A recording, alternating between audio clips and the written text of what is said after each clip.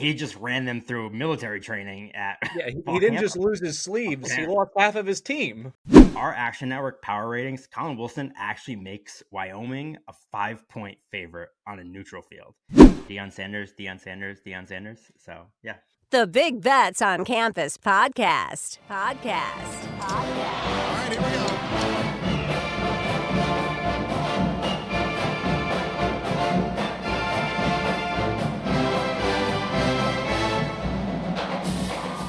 Welcome to the Big Bets on Campus podcast presented by BetMGM. This is the Group of Five Deep Dive. I'm Mike Calabrese, joined by my co-host Mike Iannello. We are going to go over all things G5, which means a recap of Week 0, some of our G5 heroes, and then we get into the good stuff. We have our best bets, our G5 High Five, and our underdog moneyline parlay.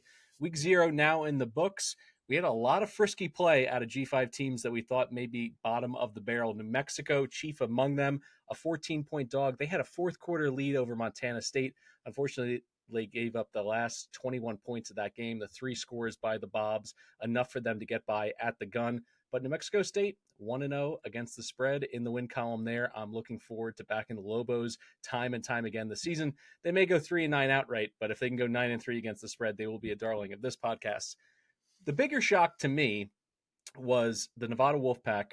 They end up really giving SMU some problems. SMU had to pull that out of the fire late. A former G5 hero, Preston Stone, the Stone Age, turning back time, connects with RJ Maryland late in that game, who's an absolute stud. I think he's got future NFL tight end written all over him. And then finally, the Hawaii-Delaware State game, I think was a bit of a wash. You had Hurricane Hone basically creating awful weather conditions. It was 30-mile-an-hour gusts. It more or less grounded the run-and-shoot offense. Braden Shager, to his credit, still goes ahead and gets 4 total touchdowns. They win comfortably, but at no point were they really even in the conversation to be covering that 40-point spread.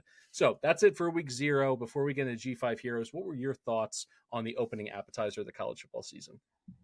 Yeah, like you said, it was fun to kind of give. I always love when, obviously we watch these teams. It was cool that, everyone, we're going to talk about Dan Pierre all year, and it was cool that he kind of got that solo spotlight. So I was glad to see that. Yeah, the Hawaii game, we found this app that's streaming the game, and so I'm just sitting on the couch watching my phone at 3 a.m, and yeah, once I realized that was never in doubt, I made it till the end of the third, and then I was like, all right, Hawaii's going to win but not cover. So that's kind of when I was 8-month-old baby. I can't afford to be staying up till 3 a.m. anymore. So I did pack it in after 3 quarters. But yeah, it was a fun slate. And now we turn the page to Week 1, which is obviously exciting. I'm not gonna lie, I'm never gonna complain about football. Got to tweak the schedule a little bit. There's only 39 FBS versus FBS games. Can't have that. I know you're an FCS guy, so hopefully you have a better insight. But I hate seeing this many FCS matchups. You got to sprinkle them in weeks 1, 2, and 3. Divide them out a little easier. So obviously, I'm excited for football, but a little disappointing Week 1 slate, if I'm being quite honest with you. But regardless, we're going to find some winners here.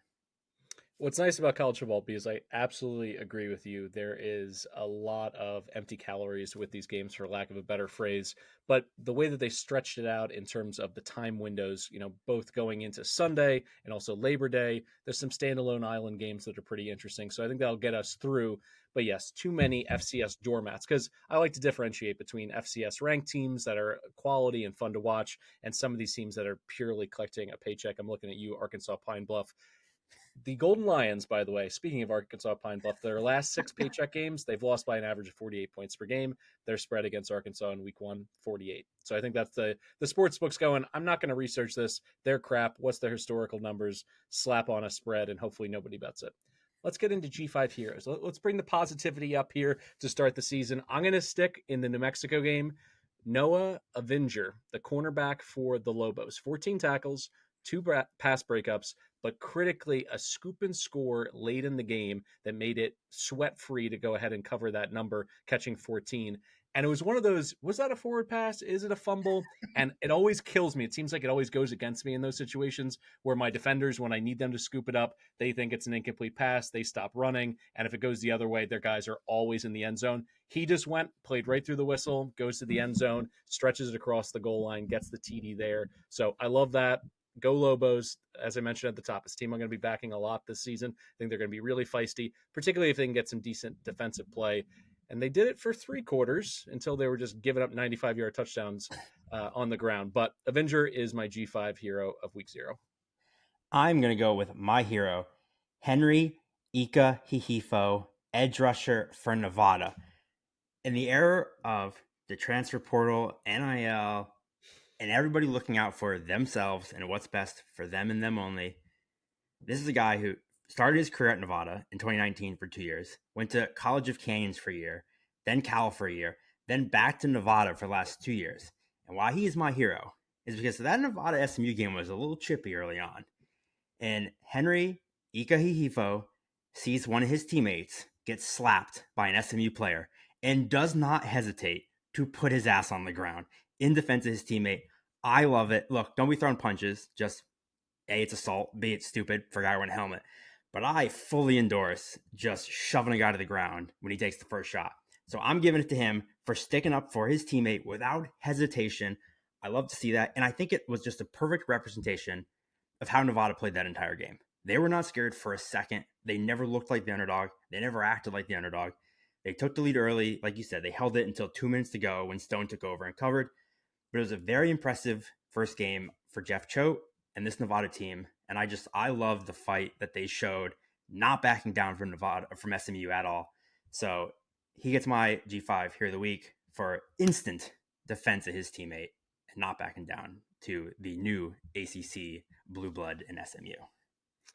It was like a full Chappelle show, Rick James, Charlie Murphy. Forget about slapping. There was spitting in that game. There were some penalties that I have never seen in a college football game. So weird. And post-game, Rhett Lashley said that it was retaliatory spitting. I'm like, this is phenomenal. This is exactly, we've been waiting all this time for college football to come back. And, it's this sleepy week 0 start. These games aren't going to be very good.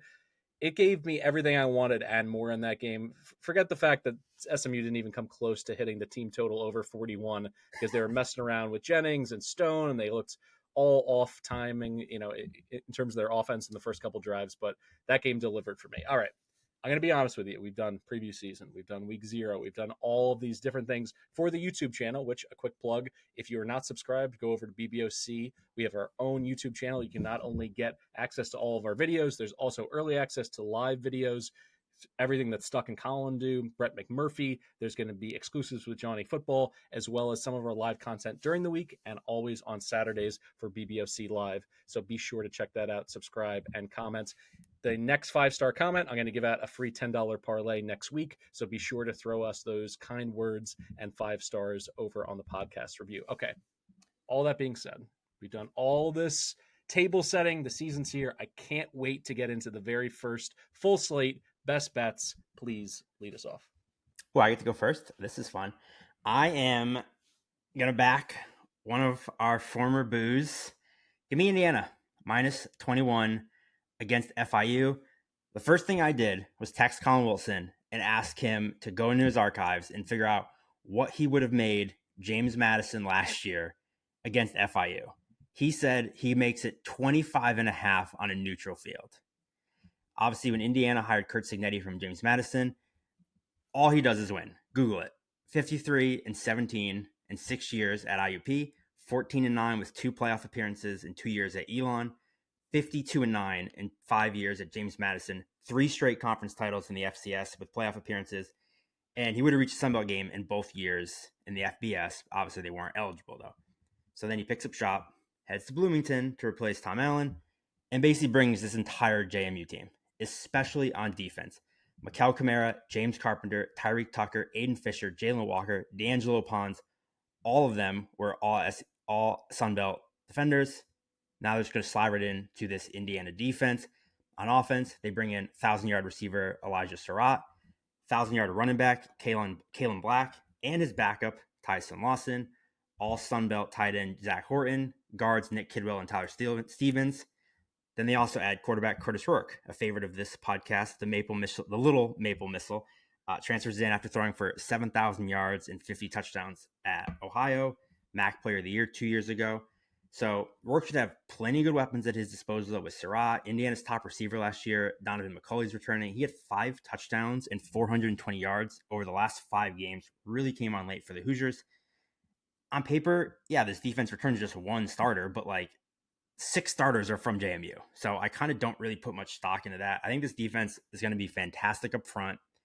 We saw James Madison's defense last year with most of these guys, 2.6 rushing yards per carry last season, second best in the country. They allowed over 100 rushing yards just twice all season. So, when we're doing these season-long pods, I feel like the question everyone keeps asking all offseason when discussing Indiana's futures is, would James Madison have been able to compete in the Big Ten last year?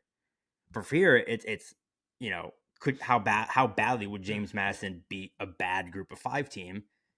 According to Colin, it's 25.5. So now look, I might feel differently if this game was played in Pitbull Stadium, but it's not, and I am not very high on FIU. We talked about it when we did the preview. Keon Jenkins, 11 touchdowns, 11 picks. I don't think he's very good. Star receiver Chris Mitchell's gone. He had 6 of FIU's 12 passing touchdowns that he caught. They have good running back depth, but I'm not sure if any of them are good. And I don't really expect you to be able to run on this Indiana defense. So defensively, FIU creates no havoc. They managed just 17 sacks all season. So Rourke should be able to just sit in this pocket, slow the game down, find his receivers all day long. And we have seen Cignetti have no problem running up the score when he wants to make a statement. I looked back, the first game of James Madison moving up to the FBS, they beat Middle Tennessee 44-7. And then the following week, they beat Norfolk State 63-7. So he wanted to make those statements. They hung 40 on teams 6 times in 2022, 5 times last year. So I think if Cignetti can run it up, make this, hey, we're in the Big Ten now. The G5 All-Star team basically is playing in the Big Ten. On the Big Ten network, I think the Hoosiers make a statement. I got it at 20.5. It's floating between 21, 21.5. Look, obviously, if you can get 21, take it. The hook doesn't scare me. I think they smoke them. So I'm laying the 21 with Indiana here against FIU. You know that I aspire to be Mr. Worldwide this year, an FIU backer, Keon Jenkins. I love the guy. I follow him on Instagram. He's electric as a playmaker. He's a lot of fun as a content creator. But this is the handshake emoji to get the season started. I am with you. Lay the points. I use receiving core alone is going to absolutely devastate this FIU defense. And for that reason, I think there's going to be a lot of big plays. And going through and doing your homework on a coach is really important when it comes to how do they act when they're up 3 or 4 touchdowns.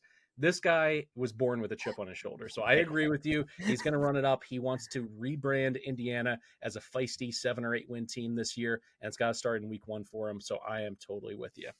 I'm going to stick in a similar mentality here. I'm going to go with a Power 4 team hosting a G5 team and laying close to 3 touchdowns.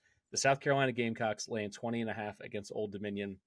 South Carolina has all the pieces in place offensively. Now, hear me out. Lenoris Sellers has absolute upside as a dual threat quarterback. He's a big boy, and when he's got room to operate, he can show off a really strong arm and he can burn defenses with his legs. Rocket Sanders comes in from Arkansas, and when he was healthy, even with an awful offensive line at Arkansas, he was able to put up some really good numbers. Nick Harbor, everyone's pick in SEC country to be a breakout star. He's 6'5", 240 pounds, and an Olympic level track star. When you look at his 200-meter time, 20.2 seconds was his personal best. That's an automatic qualification for the Olympic trials. So it's not just hyperbole that he has Olympic speed. This guy is special. We'll see if year 2 as a receiver, he can finally put it all together, because there's a lot of finer points to reading defenses, option routes, being able to run an entire route tree that just wasn't in his repertoire last season. I think he could have a big breakout game here against an Old Dominion defense that is patchwork. A lot of transfers in. We'll see if they're going to lose him in coverage. Obviously, you're going to have to roll coverage to him the entire game. It makes life for Norris and the rest of the offense easier with one-on-ones across the field. Now, if you listen to the SEC preview with Colin Stuck, it was an excellent listen. Go ahead, deep dive on every single team. The points that Colin brought up are all valid, and it comes down to the offensive line was trash for South Carolina last year. Per PFF, 106th in pass blocking, 121st in run blocking. That was the worst in the SEC in terms of run blocking and second worst in terms of pass blocking.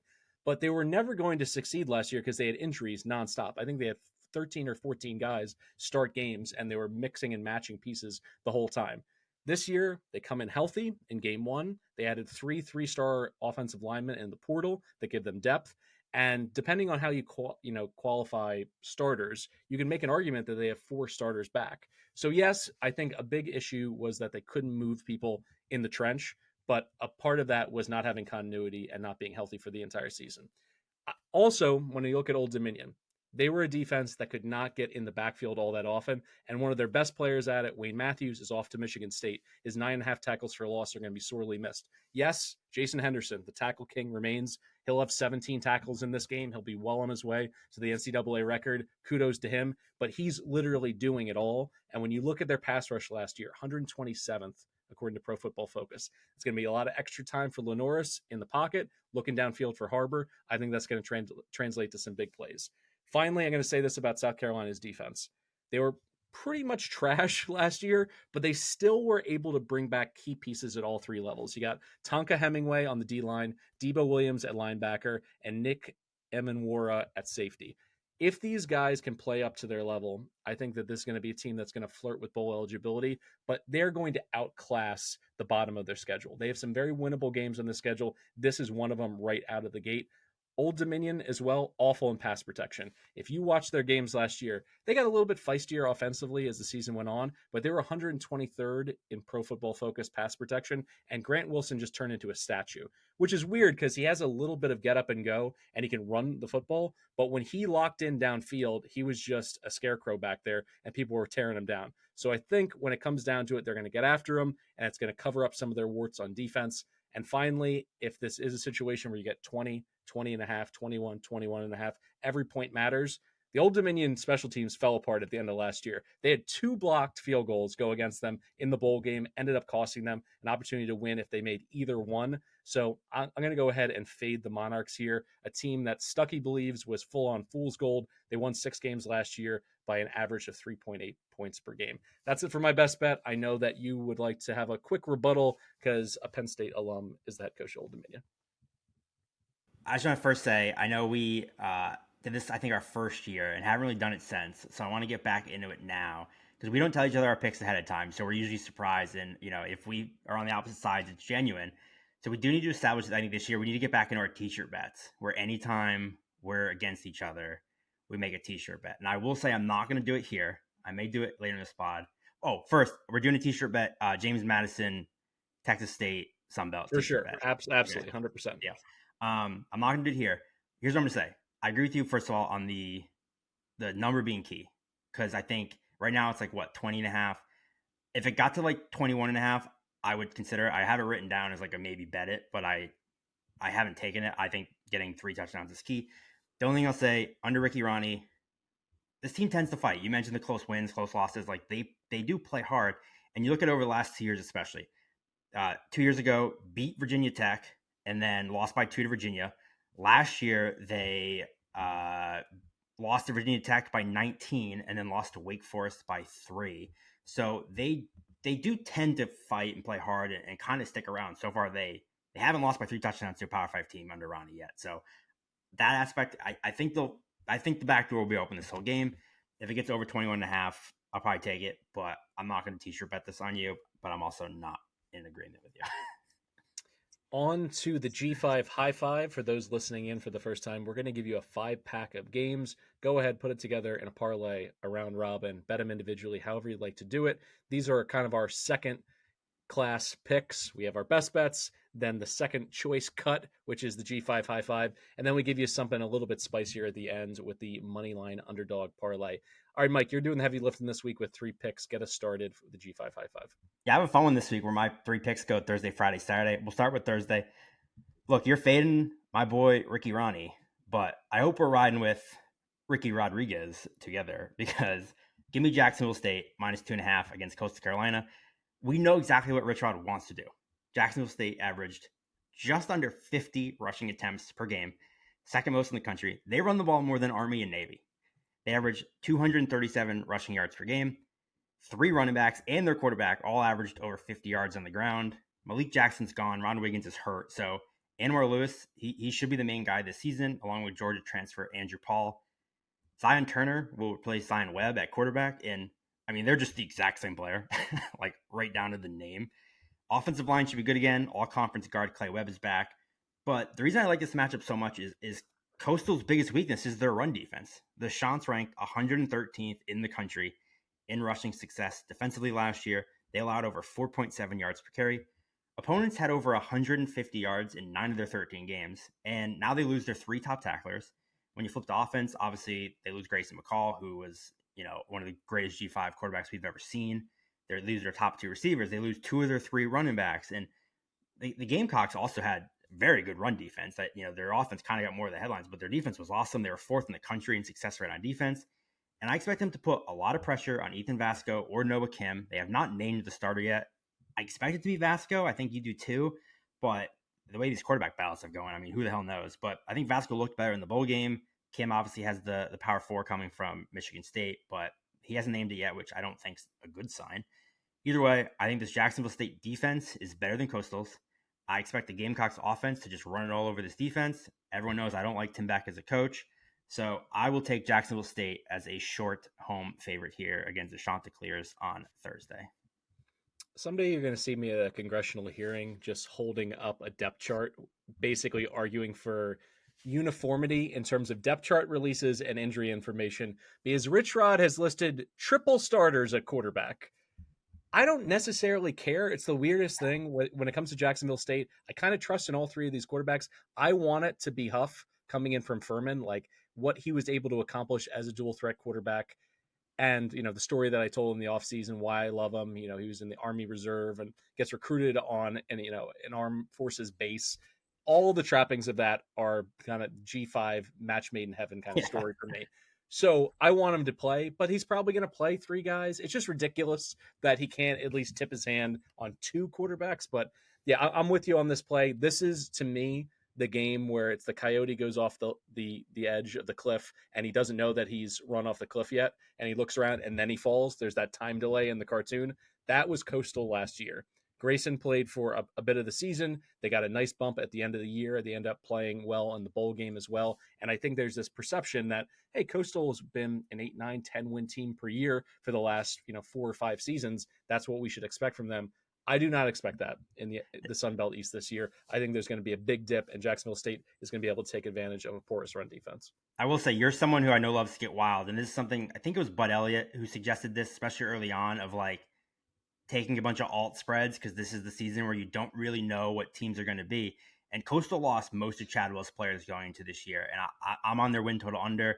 I think this is a good opportunity with -2.5 to maybe take like a -9.5 alt spread, where if Coastal's defense is worse than we thought, Jacksonville State will run for 500 yards and crush them. So I'm obviously taking the 2.5, but if you're someone who just, you like seeing that juicy fat plus number, taking a Gamecocks alt, I don't hate it in this spot because there's a chance Coastal is like really bad. All right, our first total of the podcast, I'm going over 49 between UTEP and Nebraska. The stated goal from UTEP's new head coach, Scotty Walden, is that the Miners want to snap the ball every 12 seconds. Music to my ears, because either they're going to score quick or more likely than not, they're going to give the ball right back to Nebraska. Now, go and watch if you can. It's like a condensed 4-minute version of the Nebraska spring game. That's not something I would recommend to a friend or an enemy in recent years because their offense has been atrocious. Who wants to watch that? This spring game was different. Dylan Raiola looks so comfortable running this offense. 16 for 22 in the spring game, 239 yards, 2 scores, and a 2-point conversion. And when you dig into Marcus Satterfield's system, it takes time. It takes time for his offense to click. In year 1 at South Carolina, they were a mess in 2021. They finished 104th in scoring. And a big part of that is he had to play with 3 quarterbacks that year, and none of them could play. Year 2, he gets Spencer Rattler. They make a huge jump. They're in the top 40 in scoring. They're averaging over 32 points per game. The same thing is going to play out here in Lincoln, in my opinion. Nebraska was a mess last year because they had no quarterback. They finished ahead of just Army and Iowa in Pro Football Focus passing grade. That's the depths that they plunged to last year. The Cornhuskers have been dying for a quarterback with a pulse. He's a 5-star kid. He clearly wants to be the face of the program. He's dressing and looking and, throwing the ball like Patrick Mahomes. That's great. I watched the game. He played really well. He's not on Mahomes' level, but he's trying to emulate him. People try to emulate Tom Brady. They try to, have hand signals like Drew Brees. It just comes with the territory. I think people try to make it out to be a negative story. I think this kid's the real deal. He also has some real deal wide receivers on the perimeter. Jamal Banks comes in from Wake after catching over 100 career balls and 13 touchdowns. He had 23 contested catches over the past 2 seasons, which is tied for 5th among Power 5 wide receivers. Isaiah Naylor, who we really loved at Wyoming, unfortunately got hurt at Texas, but at Wyoming 2 years ago, he had 11 touchdowns. And a big reason for it is he's also huge. He's at 6'4". The Nebraska offensive line is where I'm going to call into question their ceiling, but that comes down the road in Big Ten play. Are they going to be a 6-win team or a 9-win team? I think it'll come down to it all gelling up front. But against UTEP, a defense that is replacing just about everybody, the UTEP defenses of old are gone. This defense couldn't stop the run at all last year. They were uncharacteristically unsound in tackling, 113th in tackling. Nebraska has been waiting for this. Their fans have been waiting for this. They have been the butt of the joke for years. They have not made it to a bowl game in, 7 years. The streak is incredible what they're on right now. They're going to give the hometown crowd a big show here. I think they get close to the 49 on their own. So really, I'm just asking for 10 or 14 out of UTEP. And because they're going to go fast and they're going to run a new system and there's no tape on them, I think there's an opportunity to get some misdirection, big plays, get some chunk plays, and potentially put some points on the board. So I'm going over 49 for my first total bet of the season. Yeah, I didn't have many thoughts on this game, but you convinced me, so I will absolutely be riding and taking this with you as well. For my next pick, I'm going to go to Friday, and I'm going to take Western Michigan plus 24.5 against Wisconsin.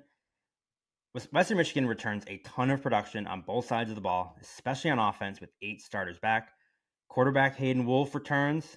You know we are a Wolfpack podcast. They also bring back 1,000-yard rusher Jalen Buckley. They bring back leading receiver Kenneth Womack. And Anthony Sambucci. You got Tony Sambucci back in the offense. They had a couple decent pieces from the portal at receiver and tight end as well. Center Jacob Gideon anchors what should be a really strong offensive line. And, the defense, they do lose a few spots, but they bring in Popeye Williams from Louisville, who should replace will help try to replace Marshawn Nealand, and Corey Walker returns on the other side. Tate Halleck and Aaron Wolford both returned in the secondary, and they were first and second on the team in tackles. So I like what the Broncos brought back in the secondary. And, Wisconsin has a few questions. Mainly, is Tyler Van Dyke any good? Because after throwing 25 touchdowns with 6 interceptions in 2021, he has 29 touchdowns and 17 picks over the last 2 seasons. Which TVD are we going to get here? They also don't have Braylon Allen anymore. He's gone. Yeah, the rest of the offense is back, but it just comes down to how good is Van Dyke going to be. Defensively, Badgers should be fine, although they really have just 2 of their returning starters in the front 7. So maybe it takes a game or 2 to get going, but secondary should be good. But I'm not putting the Badgers on upset alert by any means, but this is a Luke Fickell coach team. And Luke Fickell doesn't blow teams out. So we're getting 24.5 points here. And Luke Fickell they didn't beat a single team by more than 21 points last year. And they opened the season against Buffalo, who was horrific. Only beat them by 21. Bulls were terrible. They won just 3 games. And you look, even going back to the Cincinnati days when, let's be honest, they needed to crush teams. They were trying, and it used to drive me nuts that Luke Fickell he could ask after every game, do you think this is a championship or playoff worthy team? And I thought he did his team such a disservice that he never said yes. He said, it's not my decision. We just have to play our game. He never campaigned for Cincinnati. And I honestly think it cost them their first season at not getting in. He never made that argument, and he never ran up the score and made statements. Luke Fickell's teams are just 6-12 against the spread when favorites of 22 or more. They have not covered in 7 straight games as a 3-touchdown or more favorite. So give me Western Michigan plus 24.5. I don't think it changes. Luke Fickell is not going to run this up. And I like this Western Michigan team, so I'll back them. Yeah, I was confused by this line, to be totally honest. I felt like this was a copy and paste by the sports books, probably from the Monty Ball, Melvin Gordon era, Wisconsin, where it's like the defense is going to be top 15 in the country. They're just going to beat them to death on the ground, and then they'll probably score, 2 or 3 runaway touchdowns late and maybe cover a number. This Wisconsin defense is not what we signed up for. When Fickell came in, the argument was he knows defense. He will coach up the defense. The great Wisconsin defensive tradition will continue, and it'll take time for Longo to get the offense going. The defense was not there last year, and against a Western team that I think is going to be a bowl team out of the MAC, This is a lot of points. So I'm with you here. And I love that you brought up the historical data in terms of Fickle trying to cover big numbers. It's just not something he cares about. And if he didn't care about it in the 14 playoff era, he certainly doesn't care about it in the 12-team playoff era. So I think these are really solid points. All right, I'm going to go back to the well with another total here, and it's something we may end up breaking the seal on a few times in the month of September because the G5 games just aren't all that enticing. So I'm going to allow myself to pick an FCS versus FBS team. There's no G5 team included. Hell, we give UConn G5 status out of the independent ranks. We do it all the time. So we're making our own rules here. We got to enjoy them before they're in the Big 12. Exactly. And on top of everything else, I have to go ahead and assume that people are going to be interested in a game that includes Deion Sanders. So I'm going to go under 59, North Dakota State against Colorado. And here's the rationale. It's pretty simple. Last season, the first 6 weeks of the year, Colorado was electric offensively. They were putting up points. They were running a ton of plays. They averaged 75 offensive snaps per game with Sean Lewis calling the plays. That made them a top 15 team in terms of tempo. That's what people have in their mind when they close their eyes, and they're looking forward to this game on Thursday. They're saying Travis Hunter's going to hit big plays. LaJohntay Wester, Shedeur Sanders. This offense is going to go up and down the field, and there's going to be a ton of points. But here's the thing. In early November, when Coach Prime said, my son's getting killed, my defense is just too thin, we can't leave him on the field for that many possessions, he swaps in Pat Shurmur as his OC and says, slow things way down. Let's huddle up. Let's drain the play clock. Let's try to play a little bit of keep away strategically when we can to help my son, to help the defense. So what does he do? He shaves off 17 plays per game. So from that 75 offensive snaps per game, take 17 of those away. It's a totally different animal. And now you have North Dakota State coming in. I know they have a new head coach, but we all know, even casuals know, North Dakota State wants to pound the rock. They want to control the football and control the game and win with their defense.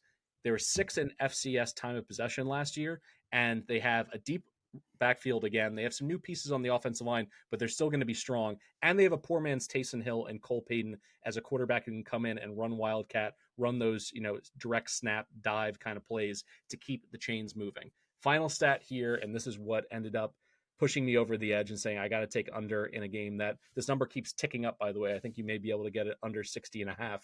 Colorado's third down defense last year, horrific. 125th in the FBS. North Dakota State's third down conversions, third in the FCS. I foresee some double-digit play drives for the Bison, and they're going to make this a difficult one on the Buffaloes, and I'm going to go under the 60.5. Yeah, I don't hate it at all, and if nothing else, it's good for SEO. Deion Sanders. So yeah, I like how we're bringing the FCS into the G5 family, especially early on. I like it. For my last pick, full disclosure, I called an audible about an hour before the show. When I wrote this up last night, I was going with the James Madison Charlotte under 51.5. That's what I wrote up.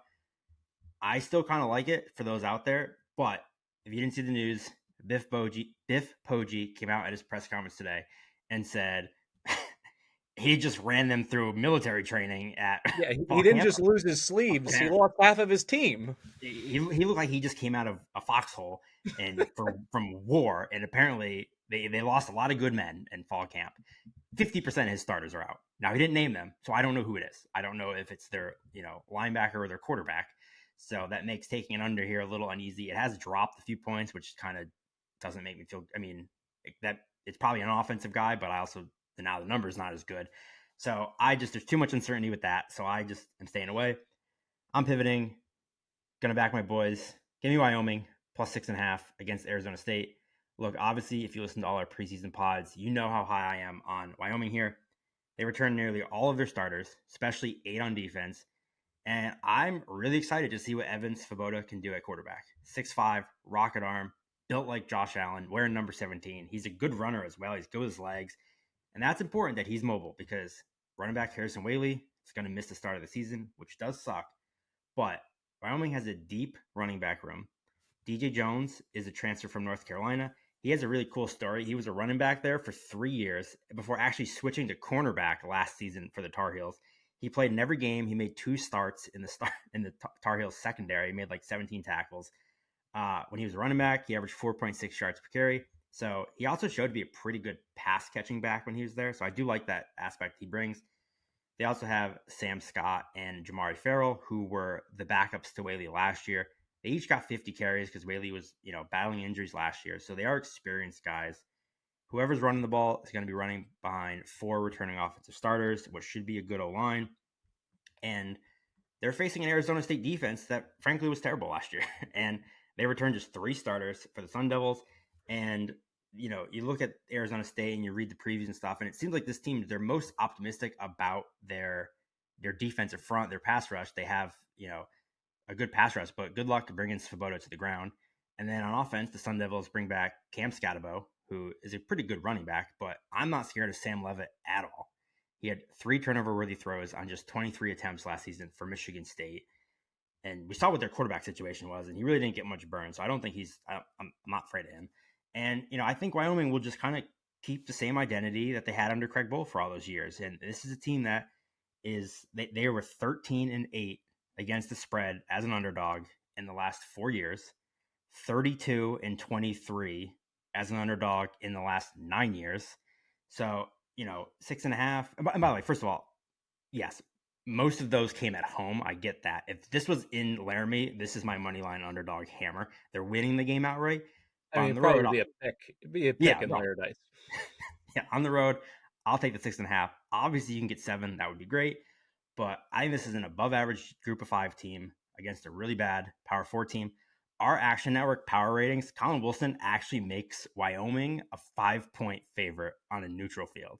So I don't know how much home field advantage you give the Sun Devils at home, but it ain't 5. So I'm with you. Or to me, this is a pick 'em on the road. Maybe, Wyoming a short favorite in Paradise. So yeah, I'm gonna continue riding with my boys. Give me Wyoming plus 6.5. I don't know if you're familiar with the internet meme. I'm looking for a man in finance, 6'5", blue eyes, trust funds. That's you, basically, Evan Svoboda, looking for a man, 6'5", looks like Josh Allen. So yeah, we're gonna have to do a remix of that, particularly if he starts cashing some winning tickets for you. If he's bad, I'm gonna have to cut a lot of this out. Yeah, we'll find a different angle for the Pokes this year if he doesn't turn out to be so good. All right, we are now through the G5 High Five. We've done the heavy lifting, 5 picks there. We're gonna close it out with a 2-pack. This is our underdog money line parlay. Put them together. Hopefully, spit out something in the 4, 5, 6, 7 to 1 range. I learned my lesson. I've taken my medicine over the years. I've gotten a little bit over ambitious with some of my upset calls, and this is a team game. This is put the ball in the basket. I was looking at this slate, by the way. There's like 3 picks here of G5 dogs that are under like 20-point dogs, and I was just in my head. I'm like, this dude is going to pick some G5 team going on the road. He's going to pick Southern Miss against Kentucky at like plus 600. I'm going to puke. So go ahead. All right, well, I'm going to let your imagination continue to wander. Why don't you start, and then I will bottle cap it with my pick. I'm going to go with a little G5 on G5 crime here. Give me North Texas, plus 170 against South Alabama. Look, you want to look for some unknowns when attacking money lines, underdogs, especially early in the year. Do we know if South Alabama's any good? I mean, Kane Womack was a tremendous coach, and now he's at Alabama. Major Applewhite, he was fine at Houston, I think, but he hasn't been a head coach in 6 years. And sure, I think having the continuity helps the floor from completely dropping out. But the Jaguars lose their quarterback, their running back, their leading receiver. And you talked about it, especially in the preseason. Gio Lopez was horrible in the spring game. What did you say his stats were? I think he was 0 I believe he did not complete a single pass. And it was weird because the bowl game, he balled out, and Eastern Michigan just rolled over in the 68 Ventures Bowl.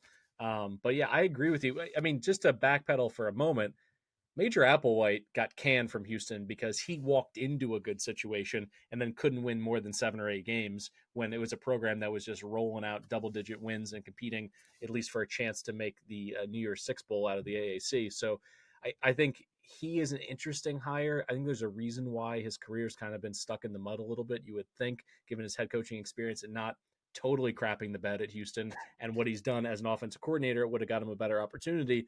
But yeah, I'm not high on the Jags this year. This is an interesting play, I will say. North Texas, I think offensively, I'm a little bit worried at quarterback. Talk me through that. Well, so you know, first of all, Kane Womack, known for his defense, and now the Jaguars' defense has lost most of their top talent I still like their defensive front, but there's still some questions about this defense. North Texas enters their second season under Eric Morris. They were 5-7 last year, but they played a very difficult schedule. You look at, I think they had a bad loss to Navy, but then their losses mainly were like SMU, Memphis, UTSA, Tulane. They lost to the big dogs. Chandler Morris takes over at quarterback after transferring from TCU. 12 touchdowns, 5 picks in 6 starts. He's able to move a little bit. He is sneaky, mobile, more mobile than you'd think. Obviously, he's not Chandler Rogers, but they finally lose their 4-headed running back monster, but Ragsdale's still there. He should be the main guy. I think the defense will be a little bit better because now it's, the second season after a scheme change, running this 3-3-5 defense. Also, they were just terrible last year, so like they can really only get better. And you mentioned the quarterback questions. I still think there's a very strong chance that Mean Green have the best quarterback in this game. So I just think there's more uncertainty with South Alabama. So plus 170. I'll take North Texas here. I think this game's probably closer to a pick 'em. I think 5.5. I'll take the money line with the Mean Green. All right. I am reeling it way back in, as far back in as I can go for a true underdog. Plus 105 UNLV over Houston. We know Willie Fritz very well. He's been a great coach in G5 lands. Full stop. I'm not going to say anything bad about the guy. But he is not necessarily an overnight miracle worker. He built up Blinn at the JUCO level. Shout out to Cam Newton winning a national title there. Central Missouri in the D2 ranks. He built up, took a little bit of time. Sam Houston, something similar. I think they went 6-5 in year one before it was a launching pad getting to FCS title games. Georgia Southern, he did it pretty quickly. He went 8-0 in his first year in the Sun Belt. But at Tulane, we know how long it took. It took multiple coordinator switches, positional switches, kind of learning how to play the transfer portal a little bit. It took time for him to get things absolutely cooking. And now he walks into this situation in Houston. Yes, he returns his quarterback, but he wants to run the ball. That's a big part of his identity offensively. They use option elements. There's going to be 4 new starters in front of Donovan Smith on this offensive line for Houston. I think that's very concerning. And speaking of Smith, he didn't even practice. He didn't do much of anything in the spring because he was recovering from a torn labrum. He had surgery there. They lose their top wide receivers in Matthew Golden to Texas and Sam Brown to the Miami Hurricanes. So that's a huge talent drain on the perimeter. And defensively, even though I love Shielwood, he is a rising star. He killed it at Troy, killed it at Tulane. I think he's going to be a head coach in short order. He's breaking in 9 new starters to his 3-3-5 defense. So there's going to be, I think, continuity questions and a bit of a learning curve. And here comes UNLV, and here comes my man, Matthew Sluka. They have not named him the starting quarterback yet. As of recording, they've not released the updated depth chart. But I think that's just gamesmanship, because when you listen to the beat writers, specifically Mike Grimala of the Las Vegas Sun, he's been taking all of the first team snaps in the past 2 weeks of fall camp. Now, if you watched him at all or listened during the preseason, I was gushing about this guy because he is a dog. When he runs and gets to the second level, you see this very rarely when it comes to dual threat quarterbacks. He is hunting defensive backs. In that BC game, they nearly upset the Eagles in Chestnut Hill, Holy Cross last year. He was just running over nickelbacks and corners and safeties and firing the crowd up and throwing his arms in the air and first down. Like, this guy is kind of a maniac, and I think he's the perfect fit for this go-go offense. Brennan Marion has the pieces on the perimeter. Ricky White is an All-American. Jane Thomas was a freshman All-American running back. When you add in Sluka, someone that you have to account for in the run game, all of a sudden the math starts working for you. You get an extra hat on a hat. You can get some double teams in the run game. I think UNLV is going to be able to move the football. And also, even though it's a new starting quarterback, you have the same OC, you have the same skill position players, and you have a massive offensive line. Tiger Shanks is on every preseason watch list you can be on for the offensive line. And as a unit, they weigh 315 pounds on average, 4 seniors, 1 junior. Sluka, he went from Walter Payton finalist last year. I think he's going to be a breakout star for the running Rebs here. So I'm going to take them on the money line. And then finally, the question about their defense. Can they be better? I'm hoping they can be better because they bring back 7 starters and they added Jalen Catalon from Texas and Tony Grimes from Texas A&M, a former blue chipper. They moved both of them into their starting safety positions. I think that gives them a high ceiling at safety, the back ends of their defense, and hopefully that can patch up some of the issues they had with giving up big plays last year.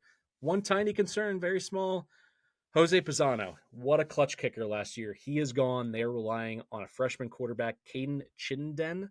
The good news is he's got a big leg. He was sought after in recruiting out of high school, went 18 for 22 last year in the high school ranks. bombing in a kick from 57 yards. I hope it doesn't come down to it, but at least this kid's got talent. What's your thought on the Running Rebs? Listen, I don't want to end this pod on a sour note, but it is week 1. You want a t-shirt bet this one? What's that? You want a t-shirt bet this one? Oh, I would love to t-shirt bet this right. one. Donovan Smith is nothing compared to my Matthew Sluka. This FCF god is going to come down and rain hellfire on him. I'm riding with Billy Fritz here, our boy. I think Jaden Maeva is going to be a lot harder to replace than you're making it seem. I know you've been slurping for Sluka all offseason, but you do have a habit of falling in love with FCS come-ups that don't ever Never. I excuse me, Bailey Zappi and then no one else, and we saw how that turned out.